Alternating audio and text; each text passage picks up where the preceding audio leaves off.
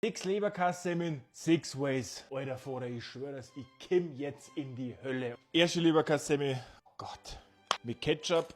Zweite Leberkassemmel mit scharfen Senf. Dritte Leberkassemmel, Barbecue.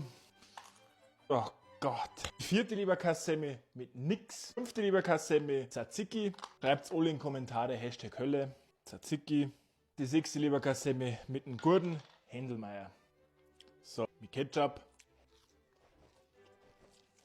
Eigentlich schmeckt die richtig scheiße, Alter. 0 von 10 scharfer Senf.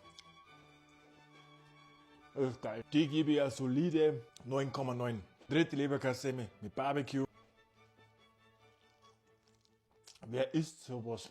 Minus 100 von 10. Vierte Leberkassemmel mit nix. Genau so. Die Leberkassemmel gebe ich 10 von 10, Alter. Oh Gott. Fünfte Leberkassemmel mit Tzatziki.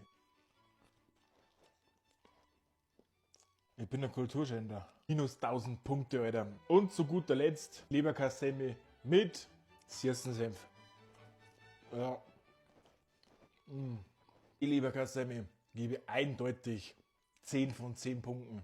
Was soll das noch testen? Schreib's in die Kommentare. Tu es einfach nicht, weil sonst kommt in die Hölle, Alter. Ich schwöre das.